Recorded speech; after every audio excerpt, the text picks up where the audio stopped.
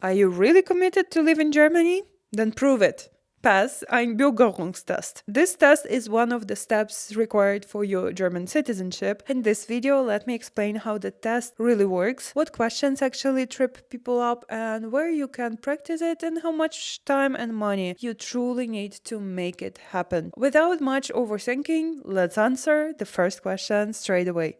What is Einbürgerungstest? The Einbürgerungstest is multiple choice test. You need to answer 33 questions in total, 30 out of 300 general questions about Germany as a country with its rights and obligations as well as structures and rules, and 3 questions out of 30 questions specific to your federal state. Each question has 4 possible answers and always only one correct answer. The best part that this test is not for perfection. You just need 17 correct answers to pass the exam. That's it. Sounds simple, right? But what makes tests tricky? I believe that most people fail the test not because it's hard. They fail because they overthink too much. Tricky questions usually fall into one of these categories. For example, German political system. For example, who selects the chancellor? Or rights and obligation in Germany, asking you about the freedom of religion, equality, voting rights, or historical basis. For example, some dates and principles related to the democracy.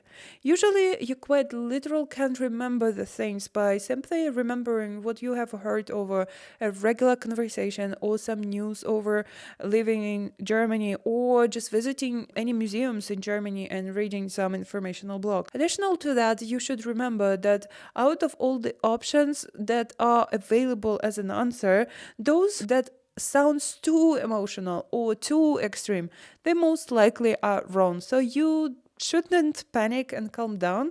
If you lived in Germany already for 5 years, for example, you most likely know the answers already. You just need to calm down and try to remember and think logically. But if you're doubting your knowledge, then you can actually prepare for the test and do this literally for free. No textbooks are needed, just an official website that I linked in the description box, giving access to the catalog that contains all the possible questions. Then register first for the exam and then work backwards. Give yourself, for example, 1 or 2 weeks prior to the test to practice the questions and set up routine of spending, for example, maybe 30 minutes a day every evening on repeating the test. I can say that studying longer than that usually adds stress, not results.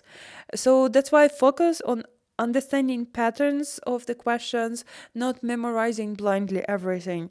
That would definitely help you the most. And I can say that most people pass this exam simply by practicing tests multiple times. If you can consistently score above 20 correct answers in practice out of 33 questions, you are ready. And remember, this test is about basic knowledge, not perfection. And one more important note on this topic where you actually pass your exam. You need to register to the nearest Volkshochschule in the city you live. That's the easiest way. Once you are officially registered there, you need to ask them for the nearest spots available for the exam that happens offline.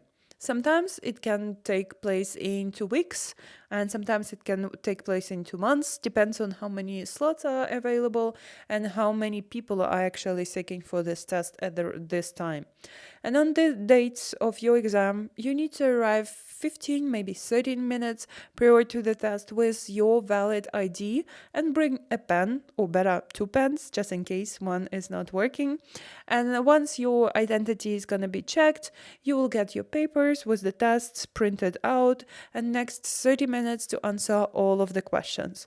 You can make it as fast as possible, and after you finish, you just need to give back all the papers to the facilitator and leave the room quietly. And that's it. And if you want to be sure and calm yourself down that you actually passed an exam, I can give you a practical tip out of my personal experience. You can count all the questions. You are 100% sure you have the correct answers. And if it's more than 17, You can just relax and allow another month or two for the bureaucratical process going through the checks and confirmation that you passed this exam. Later, you will get an official certificate confirming you passed an exam per post. And the certificate doesn't have an expiration date, so you can make it now and use once you meet all the other requirements for the German citizenship. And before you start prepping up for the Einbürgerungstest, remember, it's not designed to fail you. It's designed to confirm that you basically have a good understanding of the basics of living in democratic society in Germany. I'm sure if you prepare intentionally and don't panic, you will pass that.